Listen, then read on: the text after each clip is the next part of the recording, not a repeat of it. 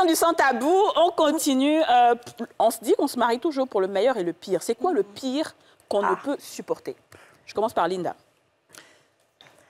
C'est quoi le pire que tu peux pas supporter? Dans un couple, c'est une trahison familiale, par exemple. C'est-à-dire? C'est dégueulasse pour moi. C'est-à-dire? Un homme ne peut pas toucher une fille dans ta famille. C'est pas possible. Toucher comment? Sortir avec une fille. Ta cousine, quoi. Pour moi, c'est...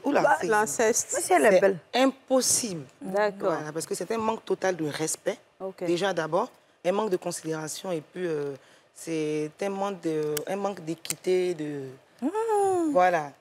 En fait, la personne n'a pas un bon sens moral. Voilà. Donc, pour moi, c'est pas possible. Donc, c'est ça le pire que tu ne pourrais supporter. Très bien. Que tu pourrais supporter ou que je pourrais ne pas supporter. Toi, tu dirais quoi? Ta question, c'était que tu peux supporter ou... Le pire que tu ne peux pas supporter, c'est-à-dire que vous vous séparez pour ça. C'est-à-dire ça, c'est inadmissible. Tu vois? Edwige, dis non. Le pire, je dirais, beaucoup de choses. Tout ce qui aura un frein à mon épanouissement personnel. Parce que j'y tiens. Genre un homme qui me bat, non, je ne resterai pas, je partirai. Ok. Ouais. D'accord, très bien. Et la Didjous? Moi, je dirais tout acte qui porterait atteinte à mon intégrité morale et physique. Dieu? Oui. Jean, donc si je me sens... Vous savez qu'il est venu vous demander, Jean, je veux des explications claires. Si dans ma relation, humiliée, pas respectée, pas valorisée, battue, pour moi, c'est mort. Pour toi, c'est le pire? Ouais, c'est le pire. Très bien. Et Yasmina? Mais je pense que Didier a tout dit. Hein. L'humiliation, déjà, c'est quelque chose qu'on ne peut pas accepter. On ne doit pas se rabaisser pour une autre personne. On ne doit pas avoir low estime parce qu'on a une personne en face de nous qu'on aime et qui utilise cet amour pour nous faire un chantage à 2 balles. Ça, par contre, moi, je ne supporte pas du tout. Parce qu'il n'y a personne qui est plus intelligente que l'autre, en fait. Mais l'amour nous envoie à être pacifique, l'amour nous envoie à tout pardonner et à accepter des choses. Parce qu'on se dit qu'on est avec une personne depuis un certain nombre d'années. Excusez-moi du terme, on n'a pas envie d'aller se déshabiller encore devant une nouvelle personne et recommencer la vie à zéro. En tant que femme, des fois, on se préserve de certaines choses. Et donc, du coup, utiliser... Je vais vous raconter une petite histoire rapidement. Quelqu'un qui dit « Je suis à toi, on vit ensemble, ça fait 5 ans. Quand est-ce qu'on parle de mariage ?» La personne lui dit, je ne suis pas prêt à me marier maintenant, et puis la personne s'en va, quoi. Ouais. Donc, il t'a perdu 5 ans de ta vie, alors qu'en fait, au départ, il t'a fait croire que la relation aboutirait maintenant. Donc, si tu n'avais pas posé la question, tu serais en train de perdre ton temps pendant 50 ans, quoi. Mais bon, moi, je pardonne un peu tout quand même. Je suis une fille... Très bien, dis-nous Thierry. Thierry, ça va, quoi. Qu'est-ce que tu ne peux pas supporter, le pire? Je pense que ça rejoint un peu ce que disait Didia. Voilà. C'est surtout le fait que ton partenaire ou ta partenaire te manque de respect, ou tu vois, il y a l'humiliation, il n'y a pas la considération, et prétend par amour de te dire des choses, se permet de te dire des choses complètement insultantes, et puis qui te rabaisse, qui t'enlève ta valeur, et puis après elle vient te demander pardon, et puis le lendemain elle recommence. Tu dis, attends, mais tu t'es pardonné, tu m'as demandé pardon hier, et pourquoi tu recommences? Ou qui te ressort des vieux dossiers, ou qui utilise, par exemple, des choses de ta vie ou de ta faiblesse comme une arme contre toi. Alors qu'au début, tu disais par amour, et demain, ça ne devient plus de l'amour, ça devient une arme pour elle, et pour te rabaisser. Et ça, c'est des choses que je ne supporte pas. Donc, tu prends tes 2 pieds et tu pars.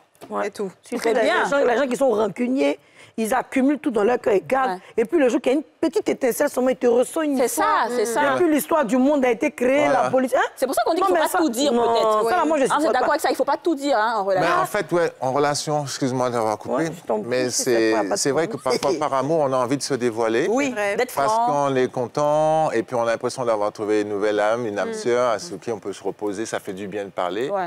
Et puis elle écoute. Et puis, à un moment donné, elle emmagasine tout. Le jour où ça ne va pas, il y a un petit hic, elle te ressort ça, et puis elle te rebalance ça dans la tronche. Ouais, mais t'as vu, c'est ta faute.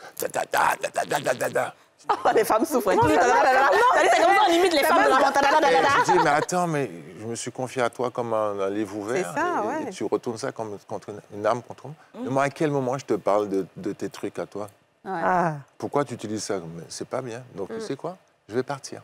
Dans la paix du Seigneur, comme on dit. Tu vas beaucoup, hein. Parce qu'en même temps, on ne peut pas avoir un couple parfait ni un homme parfait. C'est ça, Donc souvent, il y a des choses qu'on peut pardonner, même quand elles sont graves. Voilà, oui. Moi, quand j'ai compris la question, c'était la pire des choses qu'on peut pas... Oui, c'est la pire, exactement. Mais pour toi, c'est ce qu'elle a dit, là. C'est ça? Oui, pour lui, c'est ça. Pour toi, tu peux pardonner ça? Oui. D'accord. Tu peux pardonner ça? Oui, je peux pardonner. Qui te disent que, par exemple, si dans ton ex-relation, on te battait, ah bon? Tu vois comment tu me respectes pas? C'est pour ça que ton mari te frappait avant. Là. Ce sont des paroles qu'on peut donner, par exemple, quand on est fâché aussi. Donc, c'est pas pour cela qu'on va partir. Mais quand on aime quelqu'un en contrôle, ce qu'on lui dit aussi. Tu dis, Linda. Pour moi, c'est pas trop. Et je comprends ce que tu dis. Mais ça, c'est des choses quand elles sont ponctuelles. C'est voilà. Quand les mêmes choses deviennent redondantes en permanence. Et puis, même des fois, un jour, tu es juste en train de manger des chips devant une petite série devant la télé. Et puis, elle arrive et te dit, mais qu'est-ce que tu fais? Mais tu n'as pas autre chose à faire? Tu sais quoi? Et puis, et ça repart pour un tour. C'est comme l'alcoolique qui rentre et qui a frappé sa femme. Alors, la femme, des fois, elle tolère une fois. Il était peut-être un peu sourd. Je lui ai dit les choses qu'il a... Et puis, tu te rends compte que le lendemain, ça recommence. À un moment donné, ta vie, l'épanouissement...